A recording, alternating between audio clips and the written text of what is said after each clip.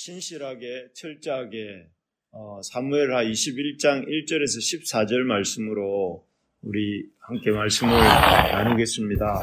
우리가 믿는 하나님은 언약하시고 또 그 약속하신 바를 지키시는, 그 언약하신 바를 지키시는 하나님이십니다. 그래서 우리가 보는 성경도 그 이름을 구약, 오래된 언약이란 말이죠. 또 신약, 또 새로운 언약이 다 약속이다 이런 말인데 그렇게 부릅니다.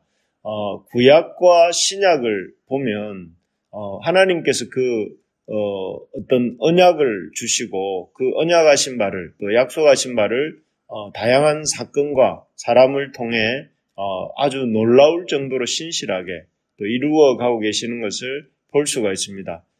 이런 약속의 하나님 또 언약의 하나님을 믿는 것이 우리의 믿음이죠. 그리고 또 그런 하나님의 언약을 믿는, 언약하시는 하나님을 믿는 우리에게 하나님께서 또 바라시고 또 기대하시는 것도 다름 아닌 그런 하나님의 언약에 대해서 신실한, 약속에 대해서 신실한 사람이 되는 것이다 할 수 있겠습니다. 오늘 본문에 보면 하나님께서 약속하신 바를 지키지 않은 것에 대해 어떤 책임을 물으시는지, 또 약속한 바를 신실하게 이행할 때에 또 어떤 복을 주시는지 잘 보여줍니다.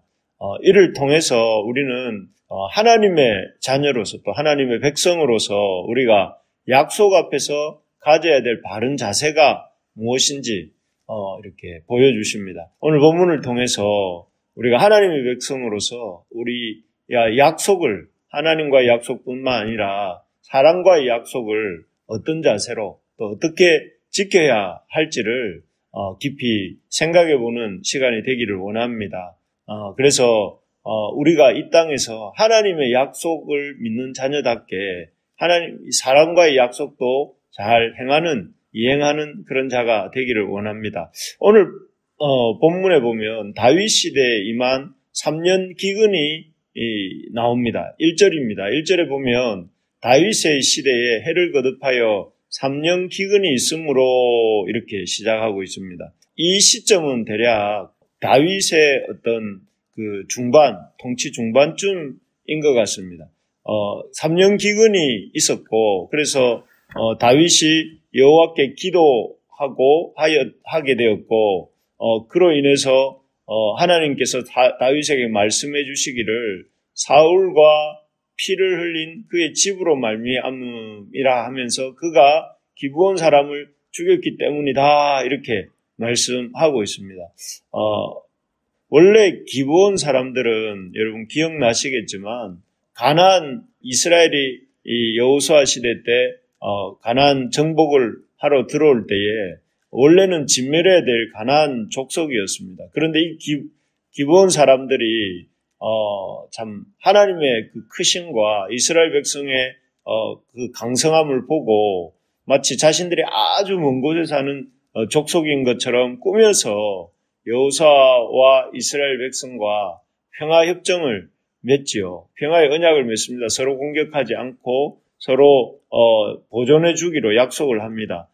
그런데 얼마 지나지 않아서 이 기브온 족속이 먼 곳이 아니라 가까운 곳에 사는 여호와께서 진멸하라고 말씀하신 그 대상이 되는 백성들이라는 것을 알게 되죠.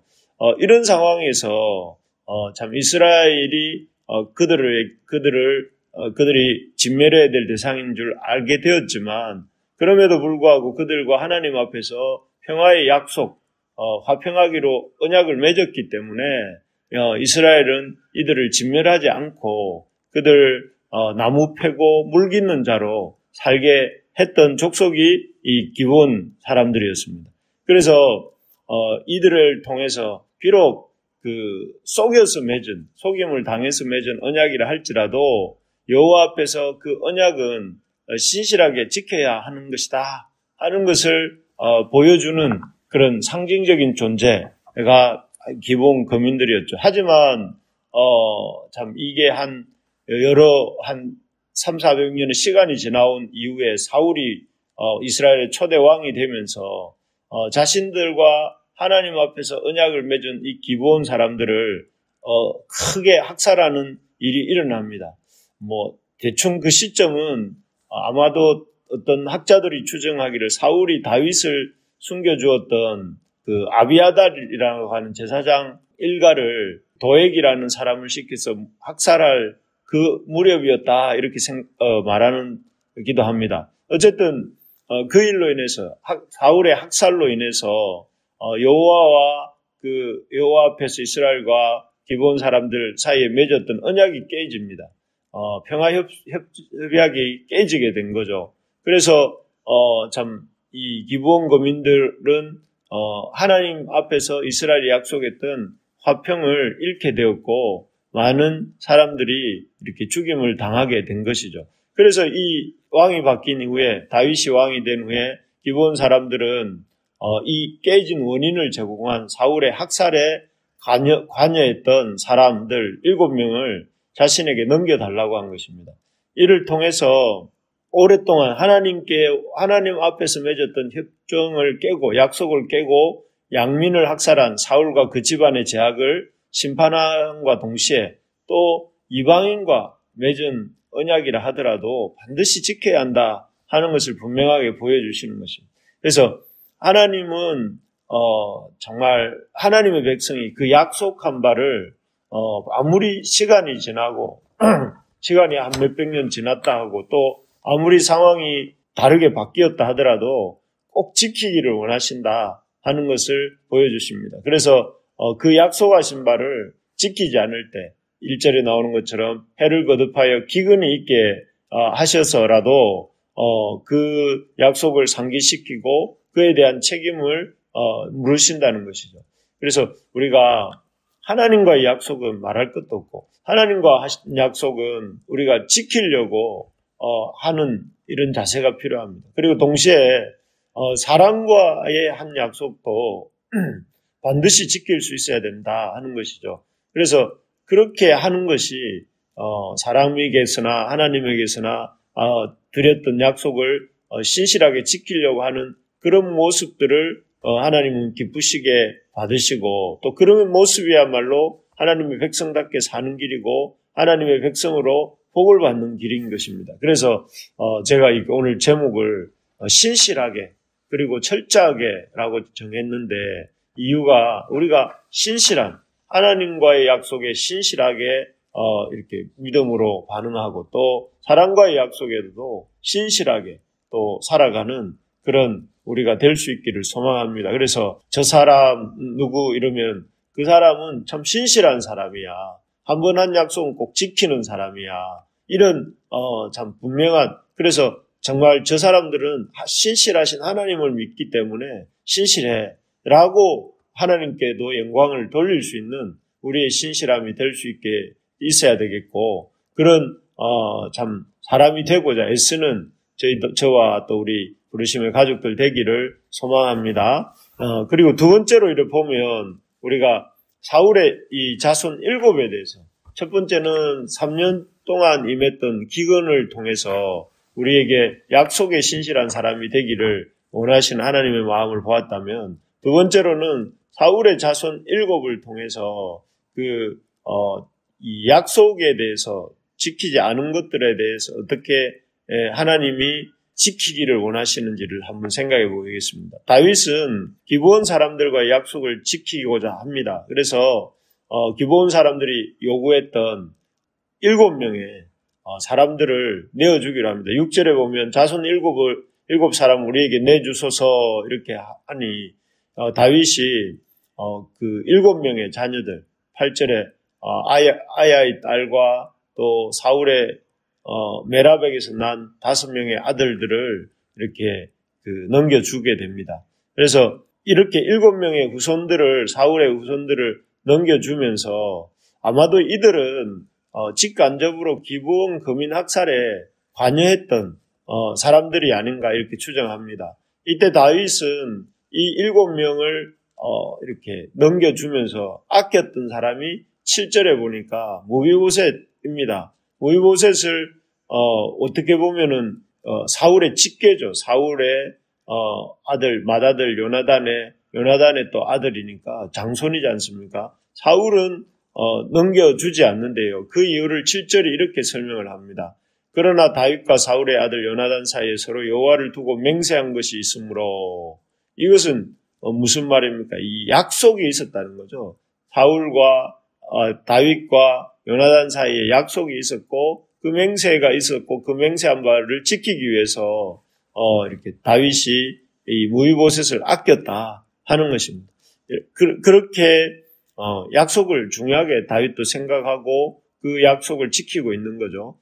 어쨌든 이렇게 넘겨진 사울의 후손, 무비보셋을 제외한 그 사울의 후손 7명은 기브온 사람들에 의해서 목매달려 죽게 됩니다. 나무에 달려 죽는 것은 그 저주를 받는 것이고, 그 저주는 하나님과의 약속을 어기고 사람을, 양민을 학살한 죄에 대해서 이렇게 그 하나님이 임한 하나님의 심판이 임했다, 이렇게 볼 수가 있겠습니다. 참 이 모습을 보면서 우리가 생각하게 되는 게 뭘까요? 힘이 있다고 해서 함부로 그 힘과 권력을 사용하면 이렇게 어느 날인가는 힘이 없어질 때 그 심판을 반드시 받게 된다 하는 것을 보게 됩니다. 그래서 아마 이 사울의 그 친족들이 힘이 있을 때 그 힘과 권력을 이용해서 기브온 거민들, 그야말로 나그네들이지 않습니까? 가나안 정복을 이스라엘이 해 들어오면서 그 터전을 잃었던 사람들이 기브온 사람들이라고 할 수 있는데, 그래서 이스라엘 가운데 이 사람들은 힘이 없고 연약한 사람들이었는데, 그들을 그 사울과 그의 후손들이 참 이렇게 힘을 가지고 무고한 사람들을 해쳤던 것이죠. 그렇게 했을 때 그것이 잊혀지고 또 끝난 줄 알았는데, 결국 그것이 다시 돌아와서 그 힘과 권력이 막 함부로 사용되어졌던 힘과 권력으로 인한 그런 이 열매를, 그 결과물들이 지금 사울의 7 후손이 겪게 되는 것입니다. 그래서 참 힘이 있을 때 우리가 참 그 힘을 하나님이 훗날 이 모든 그 힘을 사용하고 능력을 사용한 것에 대해서 책임을 물으신다는 사실을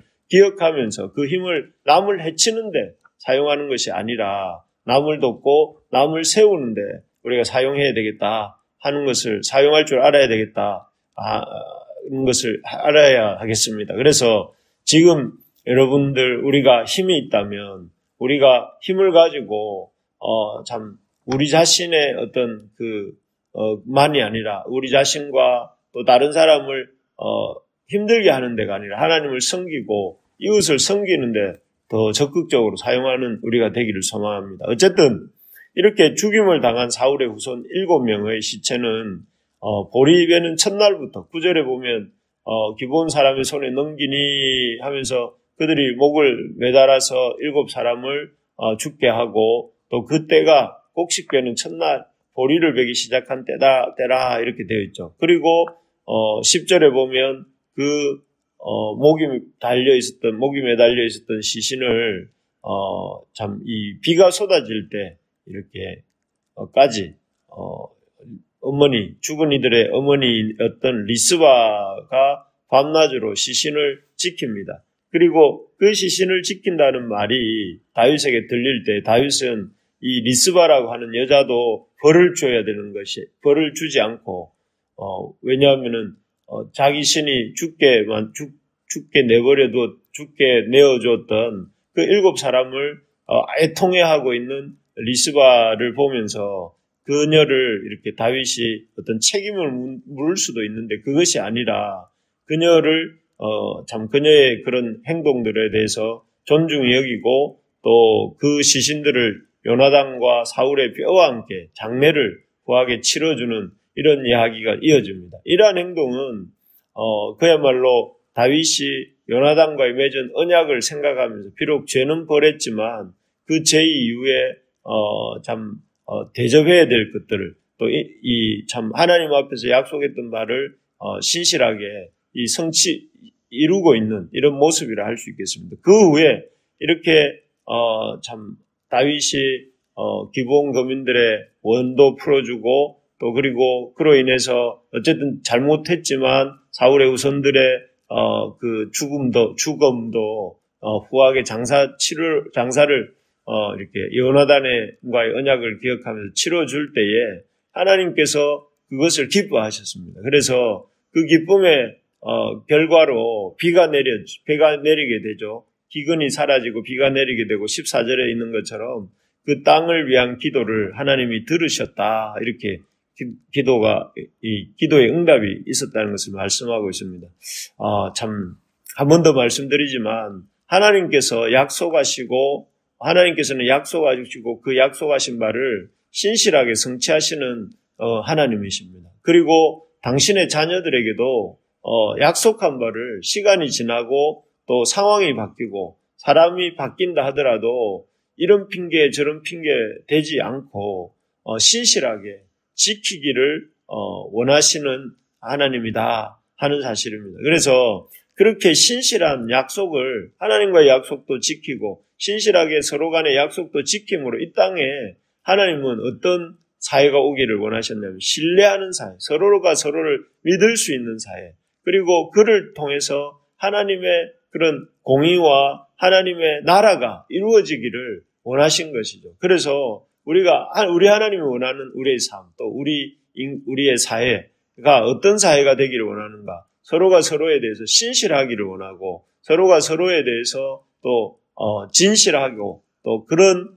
신실함과 진실함이 충만한 그런 공동체. 그래서 서로가 서로를 신뢰할 수 있는, 서로를 믿고 의지할 수 있는 그런 사회가 되기를 원하신다 하는 것이죠. 그런 사회를, 그런 하나님 나라를 이 땅에서 이루어가기 위해서 우리가 해야 될 일들이 하나님과의 약속을, 또 사랑과의 약속을 신실하게 지키는 것입니다.